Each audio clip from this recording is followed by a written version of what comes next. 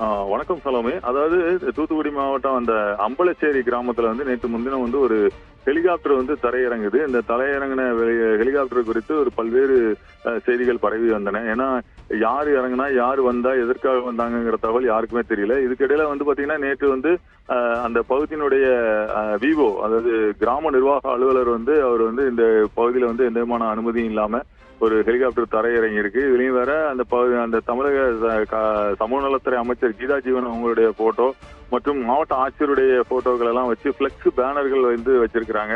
இது எந்த விதமான அனுமதியும் பெறாம அப்படி வச்சிருக்கிறாங்க. அதனால அது குறித்து விசாரிக்கணும் அப்படிங்கிற மாதிரி ஒரு புகாரையும் கூட சாத்தான்குளம் காவல் நிலையத்துல அவர் கொடுத்திருந்தாரு. இதனால ஒரு மிகுந்த பரபரப்பு ஏற்பட்டது. ஏன்னா ஒரு மாவட்ட நிர்வாகத்துக்கும் தெரியாமல், காவல்துறைக்கும் தெரியாமல் ஒரு ஹெலிகாப்டரே உள்ள இறங்குது. அந்த ஹெலிகாப்டர்ல ஒரு பெரிய விஐபி இறங்கி ஒரு விலை உயர்ந்த ஒரு சொகுசு கார்ல அவரு போறாரு.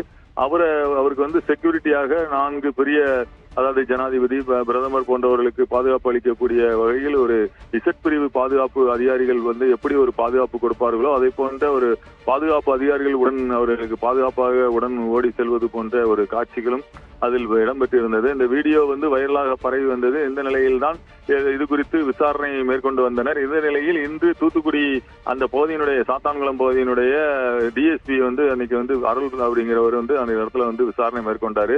அந்த பகுதியில பணியில ஈடுபட்டிருந்தவர்களிடம் விசாரிக்கும் போது, எங்களுக்கு எதுவும் தெரியாது, எங்களிடம் இந்த வேலையை சொன்னார்கள், இந்த வேலையை செய்து கொடுத்தோம், எங்களுக்கு அவ்வளவுதான் தெரியும், அதற்கான சம்பளம் எங்களுக்கு கொடுத்தார்கள், நாங்கள் அந்த வேலைக்கான பணியை மட்டும் தான் செய்து கொடுத்தோம், எங்களுக்கு இது பற்றி ஒன்றும் தெரியாது என்பதாக கூறிவிட்டார்கள்.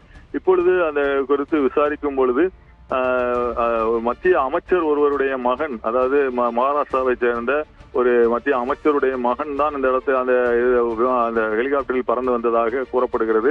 அவர் வருவதால் அங்கே ஒரு 10 நாட்களுக்கு முன்பாகவே அந்த இடத்தை தயார் செய்யும் பணியில் பணியாளர்கள் ஈடுபட்டு உள்ளனர்.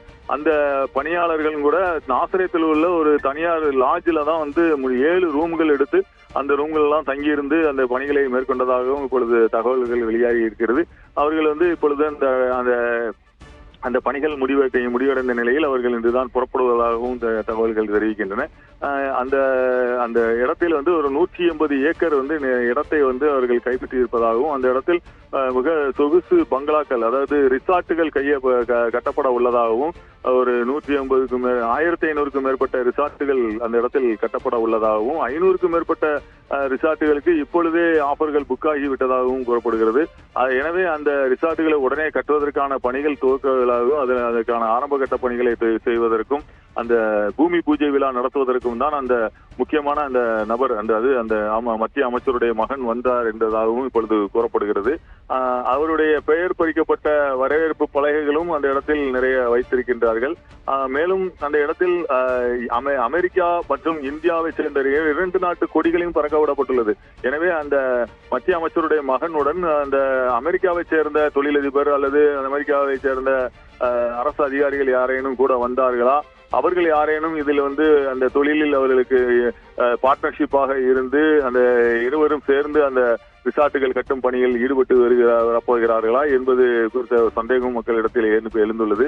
இப்போதைக்கு கிடைத்த தகவல், ஒரு மத்திய அமைச்சருடைய மகன் இந்த இடத்திற்கு வந்தார் என்றும், அவர்கள் அதற்கான பணிகளை மேற்கொள்வதற்காக ஒரு 7 ரூம்களை வாடகைக்கு எடுத்து நாசரேத்தில் தான் தங்கியிருந்தார்கள் என்பதாகவும் தெரிகிறது. இங்கிருந்துதான் நிறைய பணியாளர்கள் நாசரேத் பகுதியில் சுற்றுவட்டார பகுதியில் இருந்துதான் அந்த பணிகளுக்கு, அந்த நிலங்களை சீரமைப்பது, அந்த ஷெட்டுகள் போடுவது போன்ற பணிகள், பல்வேறு பணிகளுக்காக பணியாட்கள் போயிருக்கின்றார்கள்.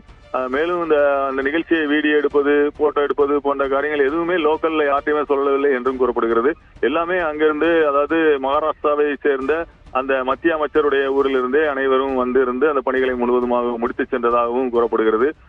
இது குறித்து இன்னும் தீவிரமாக விசாரணை நடைபெற்று வருவதாகவும் தெரிகிறது. செலவு.